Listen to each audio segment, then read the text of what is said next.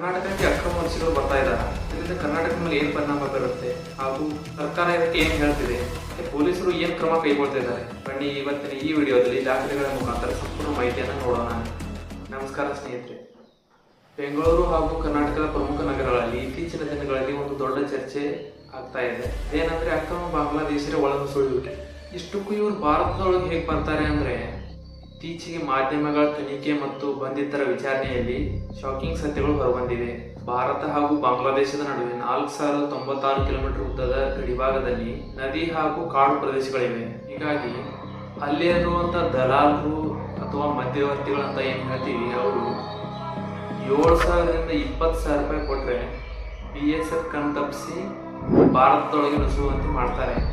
ಒಮ್ಮೆ ಭಾರತದೊಳಗೆ ಬಂದಾದ್ಮೇಲೆ 2,000ರಿಂದ 3,000 ರೂಪಾಯಿ ಕೊಟ್ಟು ನಕಲಿ ಆಧಾರ್ ಕಾರ್ಡ್ ಹಾಗೂ ವೋಟರ್ ಐಡಿಗಳನ್ನ ಸೃಷ್ಟಿ ಮಾಡಲಾಗತ್ತೆ. ಆಮೇಲೆ ರೈಲುಗಳ ಮುಖಾಂತರ ಬೆಂಗಳೂರು, ಮಂಗಳೂರು, ಮೈಸೂರು ಅಂತ ತಮಗೆ ಎಲ್ಲೇ ಅನುಕೂಲ ಅನಿಸುತ್ತೋ ಅಲ್ಲಿಗೆ ಬಂದು ಇಳಿತಾರೆ ಅವರು. ಅದರಲ್ಲೂ ಪಶ್ಚಿಮ ಬಂಗಾಳದಲ್ಲಿ BJP ಸರ್ಕಾರ ಬಂದ ಮೇಲಂತೂ ಅಲ್ಲಿರುವ ವಲಸಿಗರ ಮೇಲೆ ದೊಡ್ಡ ಮಟ್ಟದ ಕಾರ್ಯಾಚರಣೆ ನಡೀತಾ ಇದೆ. ಡಿಟೆಕ್ಟ್, ಡಿಲೀಟ್, ರಿಪೋರ್ಟ್ ಅಂತ ಹೇಳಿ.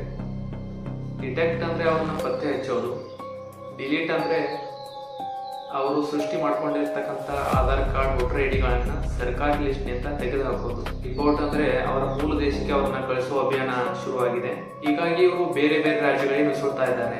ಇನ್ನು ಕರ್ನಾಟಕದ ವಿಷಯಕ್ಕೆ ಬರುವುದಾದ್ರೆ, ಕಳೆದ ಕೆಲವು ತಿಂಗಳಲ್ಲಿ ಕರ್ನಾಟಕ ಪೊಲೀಸರು ಮತ್ತು ಸೆಂಟ್ರಲ್ ಕ್ರೈಮ್ ಬ್ರಾಂಚ್ ನಗರದ ವಿವಿಧ ಕಡೆ ಬೃಹತ್ ಕಾರ್ಯಾಚರಣೆ. ಮಾರ್ಚ್ 2026ರಲ್ಲಿ ಬೆಂಗಳೂರಿನ ವರ್ತೂರ್ ಮತ್ತು ಕಾಡುಗೋಡಿ ಭಾಗಗಳಲ್ಲಿ 124ಕ್ಕೂ ಹೆಚ್ಚು ಬಾಂಗ್ಲಾದೇಶಿ ಪ್ರಜೆಗಳನ್ನು ವಶಕ್ಕೆ ಪಡೆಯಲಾಗಿತ್ತು. ಇದರಲ್ಲಿ ಪುರುಷರು, ಮಹಿಳೆಯರು ಹಾಗೂ ಮಕ್ಕಳು ಸಹ ಇದ್ದರು. ಮತ್ತು ಕರ್ನಾಟಕದ ಗೃಹ ಸಚಿವರಾದ ಡಾಕ್ಟರ್ G. ಪರಮೇಶ್ವರ್ ಅವರು ನೀಡಿದ ಹೇಳಿಕೆಯ ಪ್ರಕಾರ ಕರ್ನಾಟಕದಲ್ಲಿ 196 ಅಕ್ರಮ ಬಾಂಗ್ಲಾದೇಶಿ ವಲಸಿಗರನ್ನು ಯಶಸ್ವಿಯಾಗಿ ಗಡೀಪಾರು ಮಾಡಲಾಗಿದೆ ಮತ್ತು ಇನ್ನೂ 370ಕ್ಕೂ ಹೆಚ್ಚು ಜನರನ್ನ ಗುರುತಿಸಲಾಗಿದೆ.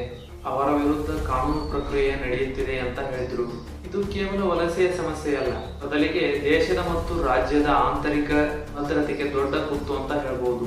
ಇವರು ನಕಲಿ ದಾಖಲೆಗಳನ್ನ ಬಳಸಿ ಸರ್ಕಾರಿ ಸೌಲಭ್ಯಗಳನ್ನ ಪಡೆಯುವುದು ಒಂದು ಕಡೆ ಆದ್ರೆ, ಸ್ಥಳೀಯ ಕಾರ್ಮಿಕರ ಉದ್ಯೋಗಗಳಿಗೂ ಧಕ್ಕೆ ಆಗ್ತಾ ಇದೆ. ತಜ್ಞರ ಪ್ರಕಾರ ಅಕ್ರಮ ವಲಸೆ ಹೆಚ್ಚಾದ್ರೆ ಭದ್ರತೆಯ ಸಮಸ್ಯೆ ಉಂಟಾಗಬಹುದು, ನಕಲಿ ದಾಖಲೆಗಳ ಜಾಲ ಹೆಚ್ಚಾಗಬಹುದು, ಉದ್ಯೋಗ ಮತ್ತು ಜನಸಂಖ್ಯೆಯ ಮೇಲೆ ಒತ್ತಡ ಬರಬಹುದು ಅಂತ ಹೇಳ್ತಾರೆ. ಇದಕ್ಕಾಗಿಯೇ ರಾಜ್ಯ ಮತ್ತು ಕೇಂದ್ರ ಸರ್ಕಾರಗಳು ಕಠಿಣ ನಿಲುವನ್ನು ತೆಗೆದುಕೊಂಡಿವೆ.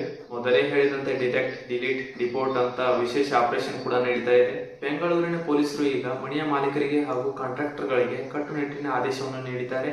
ಯಾವುದೇ ವ್ಯಕ್ತಿಗೆ ಮನೆಯನ್ನು ಬಾಡಿಗೆ ನೀಡುವ ಮುನ್ನ ಹಾಗೂ ಕೆಲಸಕ್ಕೆ ಇಟ್ಟುಕೊಳ್ಳುವ ಮುನ್ನ ಅವರ ದಾಖಲೆಗಳನ್ನು ಸರಿಯಾಗಿ ಪರಿಶೀಲಿಸಬೇಕು. ಇಲ್ಲದಿದ್ದರೆ ಕಾನೂನು ಕ್ರಮ ಎದುರಿಸಬೇಕಾಗುತ್ತದೆ ಅಂತ ಹೇಳಿದ್ದಾರೆ. ಕೊನೆಯದಾಗಿ ಹೇಳಬೇಕಂದ್ರೆ, ಕರ್ನಾಟಕಕ್ಕೆ ಬಾಂಗ್ಲಾದೇಶರು ಬರುವುದು ಸುಳ್ಳಲ್ಲ, ನಿಜ. ಆದರೆ ಸರ್ಕಾರ ಮತ್ತು ಇಲಾಖೆಗಳು ಇದರ ವಿರುದ್ಧ ಕಠಿಣ ಕ್ರಮ ಕೈಗೊಳ್ತಾ ಇವೆ. ಸಾರ್ವಜನಿಕರಾಗಿ ನಮ್ಮ ಜವಾಬ್ದಾರಿಯೂ ಇಲ್ಲಿದೆ. ನಿಮ್ಮ ಸುತ್ತಮುತ್ತಲು ಯಾರಾದರೂ ಅನುಮಾನಾಸ್ಪದವಾಗಿ ನಡೆದುಕೊಂಡ್ರೆ ಅಥವಾ ಸೂಕ್ತ ದಾಖಲೆಗಳಿಲ್ಲದೆ ವಾಸಿಸುತ್ತಿದ್ರೆ ತಕ್ಷಣ ಹತ್ತಿರದ ಪೊಲೀಸ್ ಠಾಣೆಗೆ ಅಥವಾ ಫಾರಿನರ್ಸ್ ರೀಜನಲ್ ರಿಜಿಸ್ಟ್ರೇಷನ್ ಆಫೀಸ್ಗೆ ಮಾಹಿತಿ ನೀಡಿ ಜಾಗೃತರಾಗಿರಿ. ದೇಶದ ಭದ್ರತೆಗೆ ಕೈ ಜೋಡಿಸಿ. ಈ ವಿಷಯದ ಬಗ್ಗೆ ನಿಮ್ಮ ಅಭಿಪ್ರಾಯ? ಕರ್ನಾಟಕದಲ್ಲಿ ಅಕ್ರಮ ವಲಸಿಗರ ನಿಯಂತ್ರಣಕ್ಕೆ ಇನ್ನಷ್ಟು ಕಠಿಣ ಕ್ರಮ ಕೈಗೊಳ್ಳಬೇಕಾ? ನಿಮ್ಮ ಅಭಿಪ್ರಾಯ ಕಮೆಂಟ್ ನಲ್ಲಿ ತಿಳಿಸಿ. ವಿಡಿಯೋ ಇಷ್ಟ ಆಗಿದ್ರೆ ಲೈಕ್, ಶೇರ್ ಅಂಡ್ ಸಬ್ಸ್ಕ್ರೈಬ್ ಮಾಡಿ ಅಂತ ಹೇಳ್ತಾ ಮತ್ತೊಂದು ವಿಡಿಯೋದಲ್ಲಿ ಸಿಗೋಣ. ಜೈ ಹಿಂದ್, ಜೈ ಕರ್ನಾಟಕ.